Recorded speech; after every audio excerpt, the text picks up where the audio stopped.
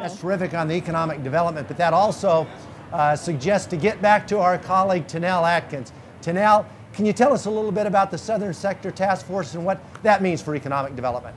Mayor, the Southern Sector Task Force was a great opportunity for me. When I first got in office, you said, what is your task? I said, let's attack the Southern Sector. And you said, hey, you be the chairman. But one thing about the Southern Sector Task Force, it would give the city the dollars to institutionalize, to make a plan what we're going to do in the future of the Southern Sector. It's going to bring better quality of life. It's going to bring jobs. It's going to bring education. It's going to bring safety. There are so many people who want to be on this task force that we had to cut it out. We have over 300 people who want to be on this task force just because you led the charge and you gave me that baton to make sure that we're going to go forward. But the Southern Sector had great opportunity. We're going to come out with some great project out of Southern Sector just because people see that the city of Dallas, the mayor, the city manager is 125% behind this, and also my city council. And remember, there are 8 council districts in the Southern Sector. That's a majority. Tennell, you're also out there at a big project, and that's the inland port that I know has got a lot of promise. Tell us a little bit more about it and where you see it going. Mayor, it's great for you talking about the inland port. The inland port is a great opportunity that started back in 2006 bond package. Over $30 million was put into that bond package to create the inland port. The inland port is kind of like the east coast and west coast of the seaport. And what happened is containers come inside in the city of Dallas and go east, west, north, and south. But one thing, you're going to create many, many jobs. And we're talking about thousands and thousands of containers that move in daily. We're talking about maybe 30 to 6,000 jobs. So with the city looking forward, not as a city of Dallas, but as a region, it's going to be a great opportunity to create jobs and better quality of life, education also. Tennell, I also know that another project you're involved in is the University of North Texas at Dallas, and there's some important things happening there and the impact it has on that entire area.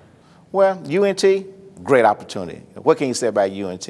It's a university in our community. You know, the Karuk Foundation gave $9 million to UNT to help them strengthen our criminal justice department. We also got logistics. You know, I talked about the inland port earlier today. What about logistics? You know, that's something the UNT going to offer this fall.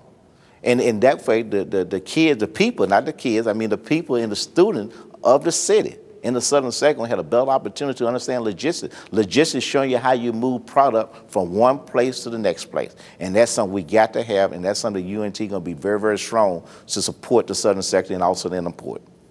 Councilmember, before we go, tell us what else we should be looking for in District number 8. Oh, man, there's so many things. You know, we should be looking at a better quality of life. Education is number 1. 311 is doing great. You know, we are reducing crime, which we got, that's a must. Code enforcement is up. You know, we hiring more employees, you know, to attack the code. But that's the biggest problem. You know, we got to control code. And another thing, we got to do something about education.